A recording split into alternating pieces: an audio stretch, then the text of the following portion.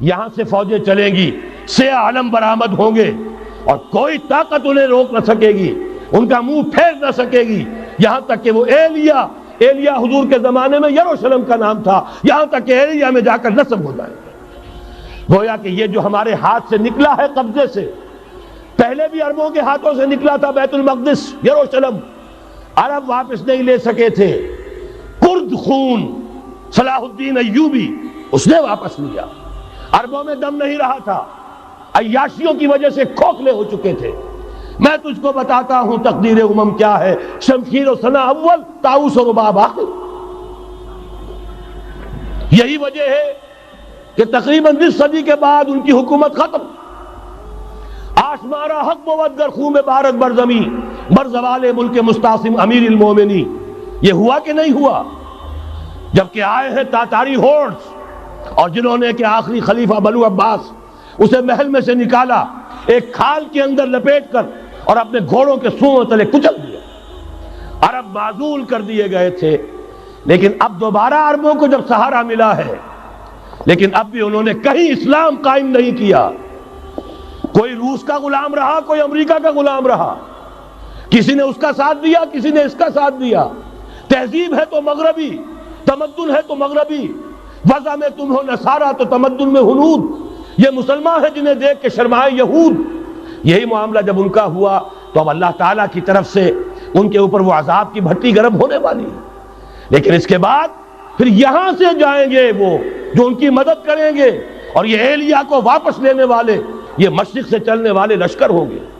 یہ اسی علاقے میں جب انقلاب آ جائے گا، یہ علاقہ خراسان اور پاکستان، جب یہاں نظام خلافت قائم ہوگا، یہاں سے اسلام کی توسیع ہوگی، اور یہاں سے جانب مشرق ہند اور جانب مغرب یہ جو یہودیوں کا سیلاب آ رہا ہے، ان دونوں کا مقابلہ کرنے کے لیے انشاءاللہ العزیز، ورنہ یہ اصابتان جو ہے ایک حدیث میں جمع کرنے کی کوئی اور حکمت ہو نہیں سکتی، ورنہ تو ہندوستان پہ کئی لشکر آئے ہیں۔ لیکن یہ کہ در حقیقت اسی وقت جبکہ عالم عرب میں وہ بھٹی دہکے گی، اسی وقت یہاں انقلاب آ چکا ہوگا۔ ایک طرف یہاں سے مدد کے لیے لشکر جائیں گے کہ جو مسلمان عرب جو ہیں ان کی مدد کریں گے، حضرت مہدی کے جھنڈے تلے لڑیں گے، حضرت مہدی کی حکومت کو مستحکم کریں گے، یؤتون للمہدی۔ دوسری طرف وہ ہندوستان کی طرف پیش قدمی کریں گے، اور یہیں سے جیسے اس وقت سیلاب نکلا تھا جزیرہ نما عرب سے، ایک داہنی طرف ایک بائیں طرف، ایران، افغانستان، ترکستان، ادھر مصر، لیبیا، الجزائر، مراکش، موریطانیہ، اسی طریقے سے انشاءاللہ اسی علاقے سے اس کا آغاز ہوگا اور بات آگے بڑھے گی۔ تو غرب اثر حاصل کیا ہے؟ یہ ہونا ہے، پچھلے آثار ثابت کر رہے ہیں کہ ہونا ہے، حضور کی احادیث بتا رہی ہے کہ یہی سے ہونا ہے۔ ہوا صرف یہ ہے ہم بھٹک گئے، ہمیں اپنی منزل یاد نہ رہی۔ میں تو بہرحال ان لوگوں میں سے ہوں جنہوں نے نعرے لگائے تھے پاکستان کا مطلب کیا، لا الہ الا اللہ۔ میں سن 46 میں یہاں حبیبیہ ہال میں قائد اعظم نے مسلم اسٹوڈنٹ فیڈریشن کے جس اجلاس کو خطاب کیا تھا، ضلع حصار سے جو 2 ڈیلیگیٹ آئے تھے ان میں سے ایک میں تھا۔ میں نے بہرحال اس تحریک میں بھی حصہ لیا ہے، ایک ننھے کارکن کی حیثیت سے لیا ہے، پھر حالات کو بدلتے اپنے آنکھوں سے دیکھا ہے، ہم کہاں سے کہاں جا پہنچے ہیں۔